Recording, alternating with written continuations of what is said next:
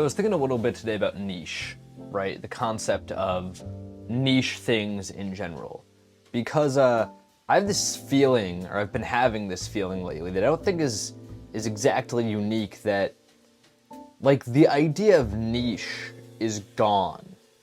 And I think like at first, right, I was thinking of this from the angle of the idea of niche is gone because everything is now a niche, right? But I think that goes twofold, right? It's not just that everything is now niche, it's that since everything is niche, we don't have a large culture to be niche against, right? Like this is the way I think of it, right? And I'm going to extrapolate a lot of random things here and events that I wasn't around for, but this is the way I imagine in my head. Back in the 80s, right? When you're thinking of a niche that's developing then, let's say punk, something like that. I think punk would be more 70s, but just argument's sake, we'll say punk, right? Metal, punk guys doing the underground basement show kind of thing, right? You exist almost in, not so much in spite of, but you exist in the context of the largest culture ever. You know, you got your Michael Jacksons in the 80s. You're looking at the Michael Jacksons and you're going, we are a much smaller thing that is, you know, oftentimes punk music especially will be kind of going against that, of like, we hate that big stuff. I think almost that's why punk and stuff is like the ultimate niche. I feel like people always, when they're talking about niche things, they always go back to the punks in the 80s because it is to me the ultimate subculture, where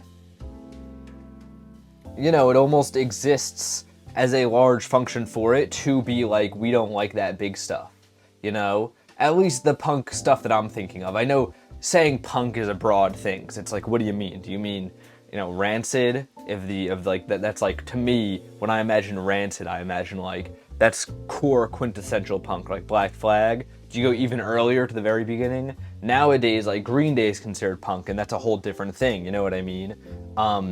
I used to be fairly into punk as a kid, actually, which I think also why I go to the example of it.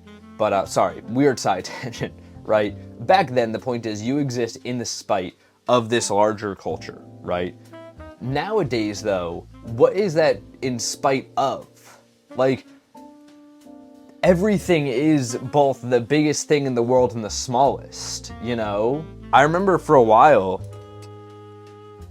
like I want to say from relatively, throwing out random numbers here, the years of like 2016 to around 2020, I feel like COVID is when this really changed, I think.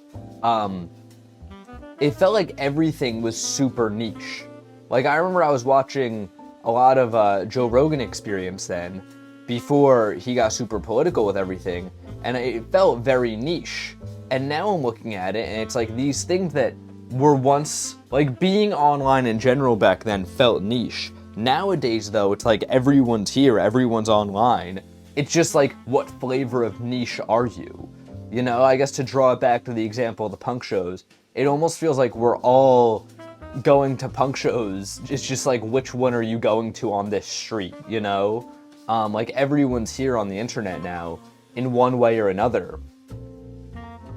And one of the ways in which this, to be honest, kind of annoys me is like now there are these creators who have millions and millions of subscribers, and like, I don't know about them. This sounds weird. The way I phrase that makes it sound like I'm mad these people have millions of subscribers and I'm not watching them. That's not what I mean. It's great that they're successful, awesome, more power to them. I mean more so like, back in 2016, if you had 1 million subscribers, like, I could walk up to anybody and be like, oh my god, have you tuned into the new, you know, Shane Dawson video in 2016? That was a big thing to say to people. No, but seriously, I remember back then, it was like, oh my god, you have over 1 million subscribers, like, you are famous, like, you are the biggest thing on earth. Now it's like, that feels like unimportant almost, you know? There are channels who have 1 million subscribers who, like, are just like automated content farm channels. Like Sunny V2 has 1 million subscribers. What world do we live in? And since this whole since it feels like everything is big, right? Where it's like these people are huge and people don't know about them, but everything's also small because everything's so compartmentalized. It's like, it's not even back to what I was saying at the beginning of this, where it's like, I'm not saying this in a sense of like, oh, we once had subcultures and we don't. It's like, we don't have subculture, nor do we have a larger thing. So we have nothing now. Like, everything is just in between. Everything is just a thing. You know, like, it feels like everything is just an article in a magazine, equally as important and unimportant as the others. And the only thing differentiating it is like, what context does this exist in? You know? Nowadays, I don't even, you know, back in the day talking to my friends about YouTube, because I grew up in like a circle of nerdy kids, right? So like, especially like early on, it was like, what do you watch? And it'd be a lot of Minecraft content creators. I feel like a lot of people were into Captain Sparkles back in the day. I've never been into the gaming stuff as much, so I can't really say for sure, but like, it felt like it was like, oh, who do you watch? And they'd rattle off a couple creators, like I said, over 1 million subscribers, everyone knew who you were. So they'd rattle off a couple creators, and that was it. Nowadays, it's almost what genre do you watch is more the question. Like, I was hanging out with some friends 2 weeks ago, and they put on this one YouTuber, I think Joshua something. He's the food guy with the long hair. And another friend walks in, and they go, oh my god, somebody who does cooking is on TV. And he went, oh, and he named the creator. And they all were like, I was like, what was that? And they were like, he watches a bunch of food stuff. So like, now it's almost by genre. And I feel like, I mean, I guess there's nothing to say about that, like, that's fine. But I think it just speaks to the fact that, like, there's no such thing as having something big or small anymore, you know? This other thing I was thinking about is, like, what is, like, making it now in this context? Like, what do you consider a success? Because to me, on a personal level, like, I consider it a success whenever anybody watches anything, right? Like, I think that's super cool. That's why Paint&Talk, I am so proud of this series so far, because you guys are engaging, you're enjoying these things. It's like, to me, this is a success. To a ton of other people, though, I mean, like, they would be like, no, that's BS. It's not a success until X number of people are watching and you're doing X numbers, right? And even with that, which I get, I mean, like, listen, I do, as much as I personally look at it the one way, where, like, any sort of viewership is a success to me, any sort of, like, resonation with an audience is a success, I get that, like, people sitting from the outside do want something a little bit more, like, no, like, what do you mean by that? What do you mean by substantial, right? So for a lot of people, it'd be like, once you're making money, let's say, right? But then people will be making money at a certain point, and then 10 years later, they're big. It's like nothing is, it's almost like it feels like everything is so postmodern now, in the way that there's no big ideas connecting anything. There's no such thing as like, as a culture. Like, I feel like people, it's interesting, right? Because there's so many more cultural critiquers and consumers and, like, creators, I guess, now, that are on the internet all talking about, like, what is this thing that just happened? What does this mean? But what is the culture of 2025? What is the culture of the 2020s, right? I mean, that's to an extent what I'm doing, right? Like, I'm doing cultural critique in a sense right now. I'm talking about how vapid I feel culture is right now, and how there's no such thing as monoculture or subculture or any of these things, or what I called at the beginning of this, niche. There's no niche anymore, right? That's the context I'm talking about it. Like, I'm also somebody who's just being a cultural critic right now, and I feel like there's a million of these. This is something I've tried to steer clear of. I've done I'll say one or two things, like videos where I'm like, that's 100% just what I'm doing. I'm just doing cultural criticism. But I try and stay away from that because, one, I feel like there's a million channels doing it right now. Two, it's like you're not critiquing culture, you're critiquing your algorithm right now. Like, you are critiquing the set algorithm of what you have. I feel like if I'm trying to think in the last year or so, there were a couple moments where it was like everybody knew about this. Like, this was a cultural moment that I could point to. Outside of like a world events, right? Because I think if you're like, the last election, everyone's gonna know what you mean, right? If you're in America, rather. Everyone's gonna know what you mean. I don't count that because that's almost like cheating. It's like, they kind of have to know what that is, though. I'm talking about like culture you participate in for leisure and leisure alone. The thing that happened between Drake and Kendrick Lamar, definitely culture.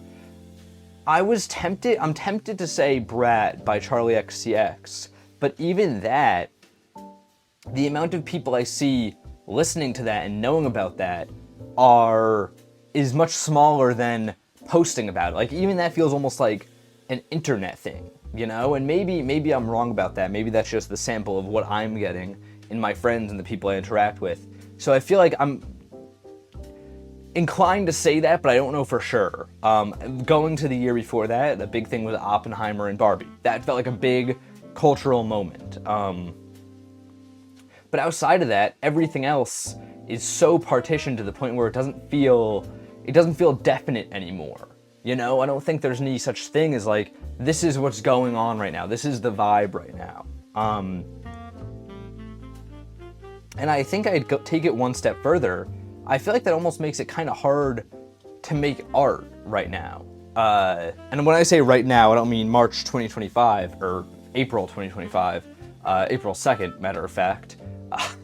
But I mean more so like in the 2020s, in this era that we're in right now. Like, how do you make art about the things that are going on that's not just like deeply political, right? Like, how do you talk about, like, what does it look like? What are people wearing right now? I can't even answer that question because it feels like everything is just a curated section that I'm getting. I wonder if you could almost, because I'm saying this thing, right, that I do agree with, that everything falls into these giant categories right now that feel just as similar and different. Like, I mean, just as big and small as everything else, right? Like, it almost feels like everything is just a different side of a dice, to make a pun. So I wonder if you could break these off. Like, I wonder if this is so impossible, though, because the internet's just so large. Like, do you guys think that there is, like, let's say a scientist, who would do this? Like, what is the job profession that would do this? I don't know. But let's say, like, maybe a scientist is like, I'm going to count all the cultures of the internet. Is that possible? Is that a task you could do? I guess, like, theoretically, yeah, right? Like, that, like, totally there has to be a start and an endpoint somewhere, but, like, it's just so big it feels infinite. I think the best way to do it would probably be to look at creators and go, okay, everybody who watches, who's a big creator, can't even think of one now.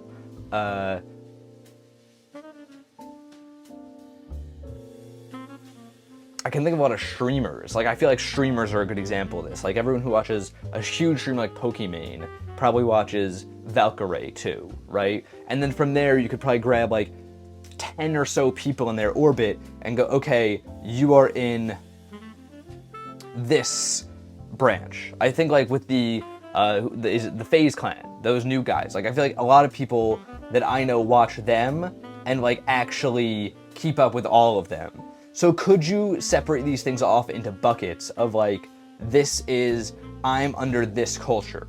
Or is that sort of just what people doing already, picking by genre?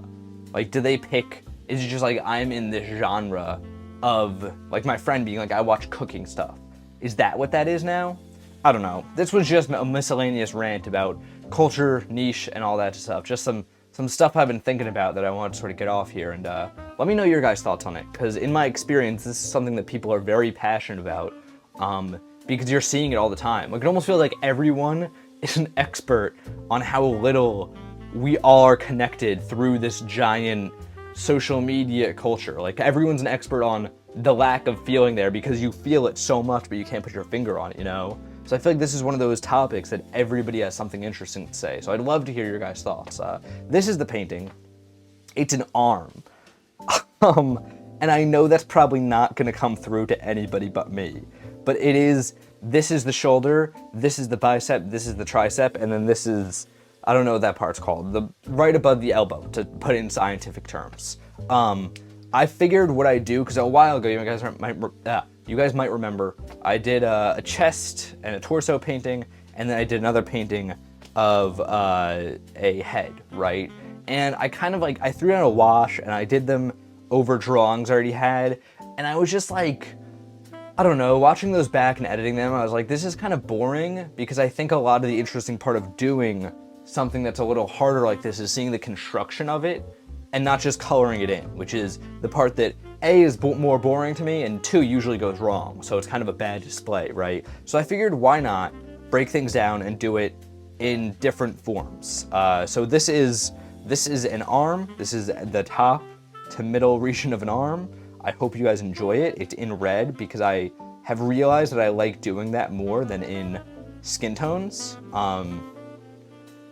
And yeah, it just, I guess that's pretty much all there is to it. I hope you guys like it. I hope you go check it out over on the Instagram. I feel like I have more things to say about this, but they're not coming out, so we're gonna quit.